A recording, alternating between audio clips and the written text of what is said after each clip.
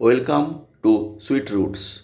আজকে আমরা চলেছি আলিপুর জেল মিউজিয়ামে, যেটা কিনা 2019-এ আলিপুর জেল থেকে মিউজিয়ামে রূপান্তরিত হয়ে গেছিল। আর জেলটি চলে গিয়েছে বারুইপুরে। তো এই আমাদের ঐতিহাসিক স্মৃতিবিজড়িত এই মিউজিয়ামটি আমরা আজকে ঘুরে দেখব, আর এর প্রতিটি খুঁটিনাটি তথ্য আপনাদেরকে জানাবো।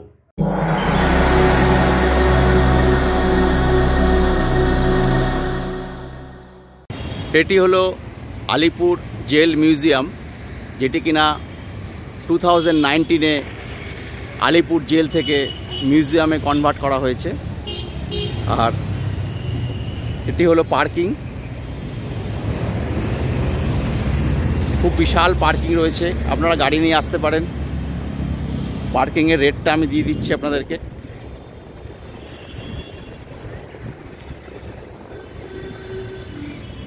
এই পার্কিংয়ের রেট। চলুন এবার টিকিট কাউন্টারের দিকে যাওয়া যাক।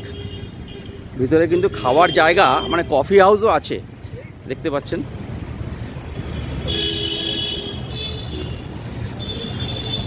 আর এখানে টাইমিংটা একটু দেখে নিন। মানডেতে বন্ধ থাকে। আর এখানে লাইট অ্যান্ড সাউন্ড শো হয়, লাইট অ্যান্ড সাউন্ড শোটাও দেখে নিন কখন কখন হয়। এর জন্য আলাদা করে 100 টাকার টিকিট লাগে কিন্তু। আর এমনি আলিপুর জেল মিউজিয়ামে ঢুকতে আপনার 30 রুপিস এন্ট্রি টিকিট লাগে। 3 বছরের উপরে বাচ্চাদেরও কিন্তু টিকিট লাগবে। চলুন আমরা টিকিট কাউন্টারে যাই।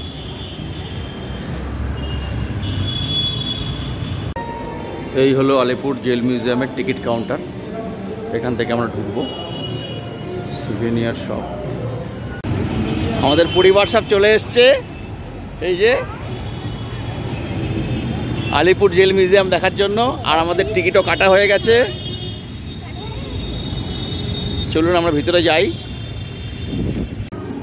ভাবতেই পারছি না আমরা অরিজিনাল জেলখানার মধ্যে চলে এসেছি। কি সুন্দর সাজিয়েছে, পরিষ্কার পরিপাটি করে নতুন রূপদান করেছে। আর এখানে ঢুকলেই এই জায়গাটি ঐতিহাসিক, এত স্মৃতি এখানে রয়েছে,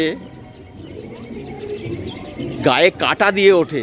এখানে আমাদের স্বাধীনতা সংগ্রামীরা মৃত্যুবরণ করেছেন, জেল খেটেছেন, ভাবতেই পারা যায় না। আর দেখুন, যারা জীবন দান করেছেন তাদের উদ্দেশ্যে এই শহীদ স্মৃতি মার্টার্স মনুমেন্ট করা হয়েছে। কি সুন্দর। মোহাম্মদ রঞ্জন চৌধুরী, দীনেশ গুপ্ত ইত্যাদি ইত্যাদি। এদের প্রতি আমাদের শ্রদ্ধা জানানো দরকার, জানাচ্ছি। আর এখানে ব্যাটারি চালিত গাড়িও আছেন, কেননা প্রচুর বড় এরিয়া নিয়ে তো। চলুন আমরা একটু পথ নির্দেশিকাটা দেখে নিই। এই ফুড জোনও আছে, আমরা পরে ফুড জোনে যাব।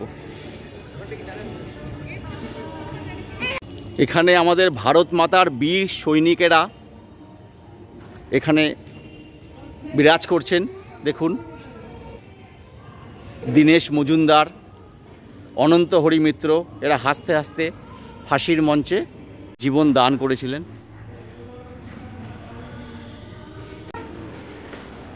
এই যে ফাঁসির মঞ্চ, এখানে ঢুকলেই গা কাটা দিয়ে ওঠে।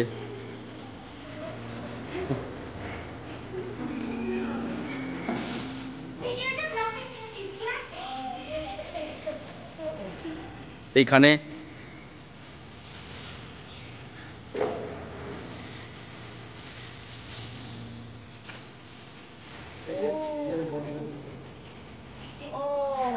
এখান থেকে বডি আসতো। আর এখানে ফাঁসির মঞ্চে আমাদের বীর সৈনিকরা, স্বাধীনতা সংগ্রামীরা জীবন দান করে গেলেন।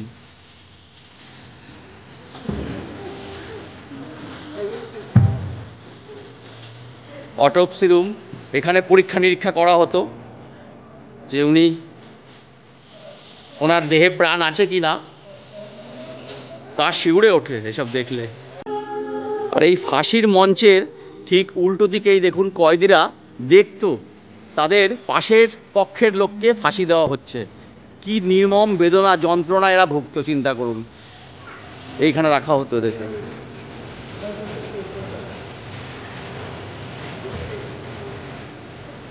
আলিপুর জেলে শহীদদের তালিকা: কানাইলাল দত্ত, সত্যেন্দ্রনাথ বসু, দীনেশ গুপ্ত, দীনেশ মজুমদার। আহারে, ভাবা যায়?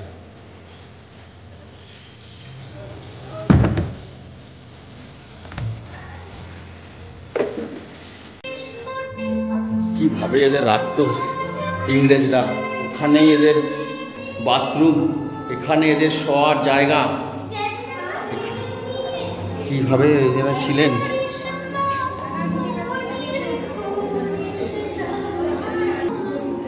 যারা ফাঁসি দেওয়ার আগের দিন এখানে এদের রাখা হতো।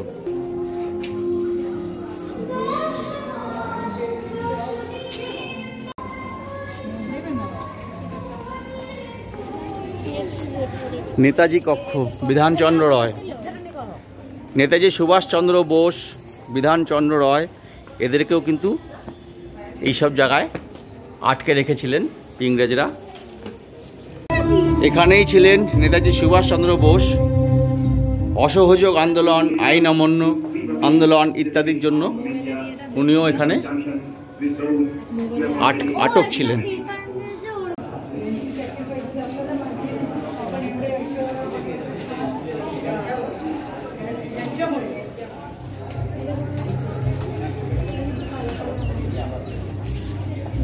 এখানে ছিলেন দেশবন্ধু চিত্তরঞ্জন দাস।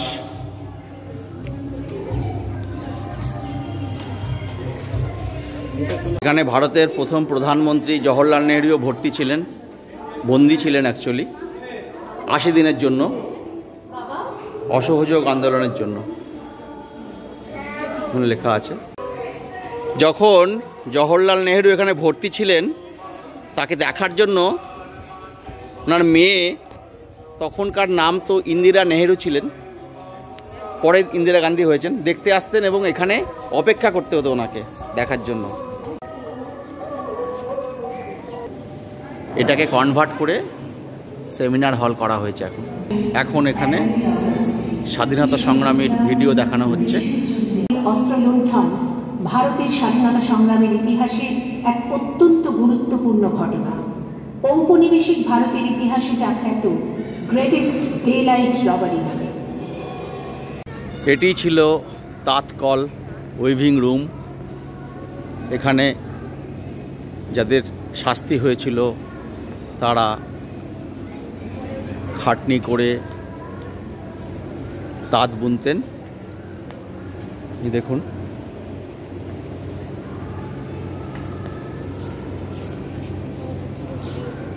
লম্বা করে তাঁত। এখানে ভাবা যায় ভারত মাতার বীর সন্তানেরা, স্বাধীনতা সংগ্রামীরা এখানে বন্দী ছিলেন, কত কষ্ট যন্ত্রণা সহ্য করে ভারতকে আজকে স্বাধীন করেছেন, হাসি মুখে মৃত্যুবরণ করেছেন। এগুলো দেখবেন, ঐতিহাসিক ঘটনাগুলো আপনার চোখের সামনে ভেসে উঠবে, শুনে আপনার লোমকূপ খাড়া হয়ে যাবে, শিহরণ জাগবে মনের মধ্যে। সত্যি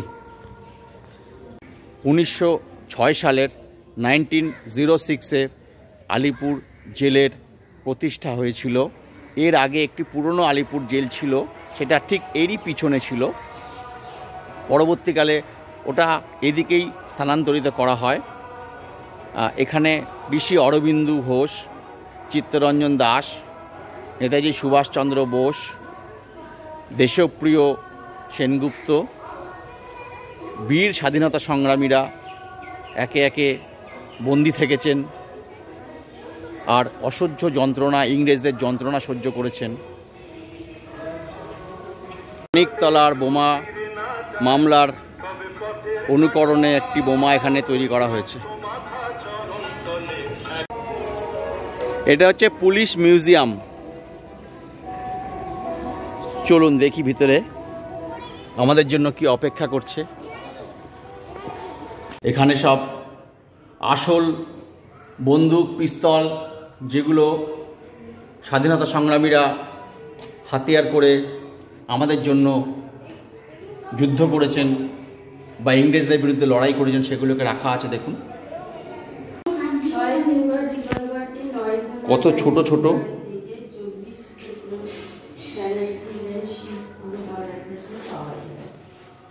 এবার বলি এখানে আসবেন কি করে।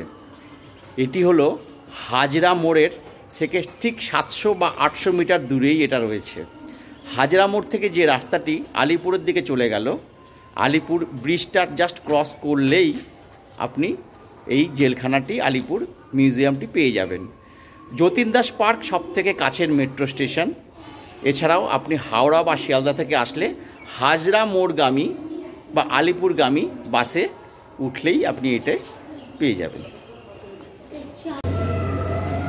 দেখুন দীনেশ গুপ্তর ব্যবহৃত পিস্তলের অনুকরণে একটি রেপ্লিকা। এখানে অরবিন্দু ঘোষের একটি স্ট্যাচু করে ওনাকে শ্রদ্ধা জ্ঞাপন করা হচ্ছে। এটি আলিপুর মিউজিয়ামের, জেল মিউজিয়ামের হাসপাতাল কক্ষেই রয়েছে।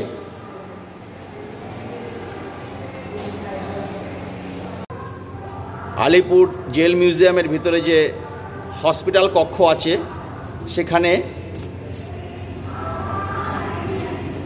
একান্তে বলে যে কাফে আছে বা কিচেন আছে, সেই কিচেনের মেনু কার্ড এই দেখুন। এখানে বসে আপনারা খাওয়া দাওয়া করতে পারেন।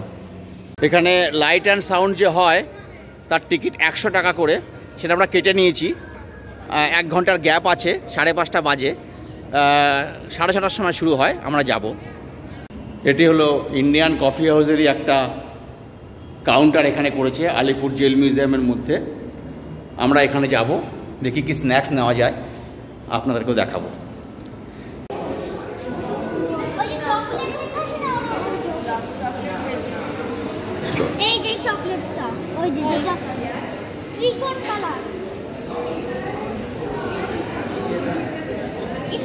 খুব সুন্দর পরিবেশ।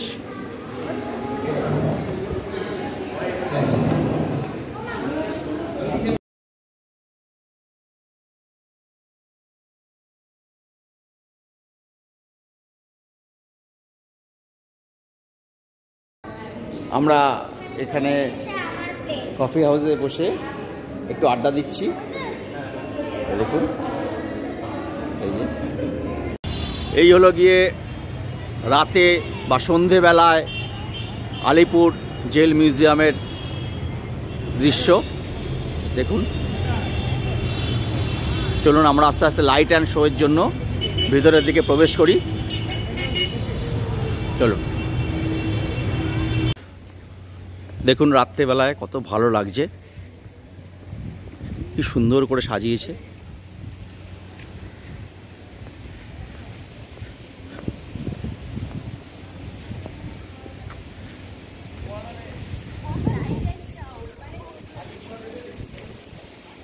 লাইট অ্যান্ড সাউন্ডের ভিডিও করা যাবে না, তাই অত্যন্ত দুঃখিত।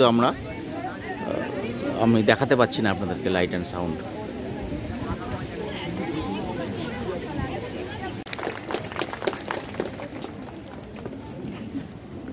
শেষ হয়ে গেল আমাদের লাইট অ্যান্ড সাউন্ড শো। এইভাবে আলিপুর জেল মিউজিয়াম দেখা আমাদের শেষ হয়ে গেল। আশা করি ভালো লেগেছে। প্রত্যেকটা জিনিসের খবর আপনি আশা করি পেয়েছেন। যদি কিছু প্রয়োজন হয় নিশ্চয়ই মেসেজ করবেন বা কমেন্টসে জানাবেন, আমি উত্তর দেওয়ার চেষ্টা করব। ধন্যবাদ। একটু সাবস্ক্রাইব করে দেবেন।